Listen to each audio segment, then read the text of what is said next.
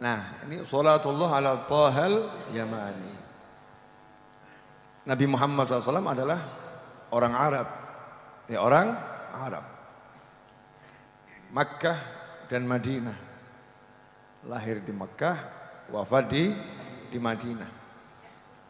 Pertanyaannya, kenapa Habib Ali Habsyi radhiyallahu anhu bilang sholawat dari Allah semoga senantiasa tercurah kepada baginda Thaha, yaitu Nabi Muhammad SAW, Yamani, orang Yaman. Ya, orang Yaman. Nah, ada yang nanya gitu, Bib, nggak salah nih Bib ini. Rasulullah kan Mekah, Madinah, Arab, kok dibilang orang Yaman gitu ya. Nah, untuk menjawab pertanyaan itu saya serahkan pada ahlinya.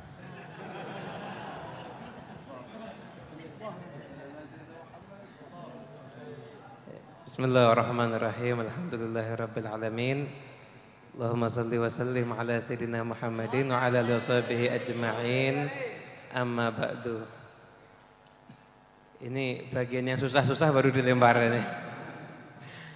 Hadirin yang dimuliakan Allah Ta'ala, jawabannya tapi pakai cerita sedikit boleh ya? Beberapa bulan yang lalu, alhamdulillah saya diizinkan oleh Allah ziarah ke Madinah. Ziarah ke Madinah.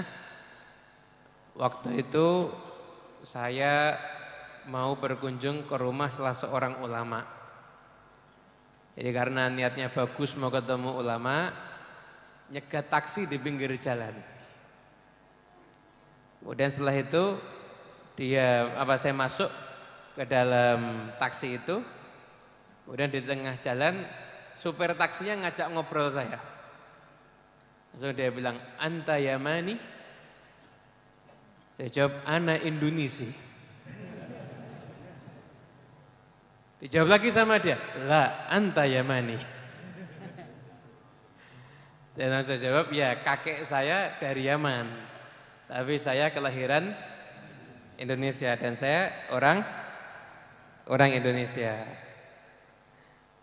Kemudian setelah itu dia bilang, "Loh, kalau kamu tuh orang Yaman, kamu harus bangga dengan Yamanmu." Dia bilang begitu.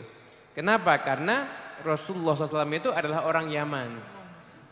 Itu adalah orang Yaman. Dia bilang dari sekian banyak itu, ini sopir taksi saya sampai bingung. Alimnya luar biasa. Dia nerangkan dalil kalau Rasulullah SAW itu orang Yaman, itu dari ayat Quran ini, tafsirnya ini.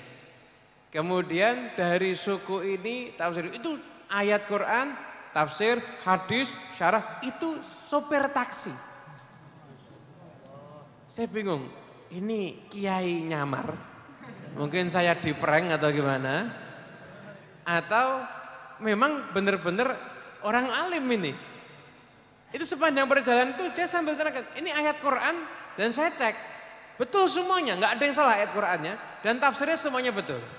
Nah, di antaranya kenapa kok Nabi Muhammad SAW itu dikatakan Al-Yamani, karena Nabi itu keturunan daripada Nabi Ismail alaihissalam. Nah, Nabi Ismail alaihissalam itu ketika itu ditinggalkan sama ayahanda beliau Nabi Ibrahim bersama dengan ibunda beliau Siti Hajar ada di kota Mekah. Saat itu Mekah sepi. Kemudian akhirnya singkat cerita terjadilah maksudnya proses bagaimana munculnya air Zam-Zam. Nah, setelah itu karena ada air, makanya kemudian burung-burung kan berdatangan. Nah, suku-suku kan akhirnya cari tempat di mana ada sumber air. Karena sumber airnya itu punyanya Siti Hajar dan Nabi Ismail, akhirnya mereka semuanya mau ndak mau seakan-akan kalau ngambil di situ ya mau nggak mau ngasih hadiah pada Siti Hajar dan Nabi Ismail alaihissalam. Nah, di antara suku yang datang itu adalah suku Jurhum.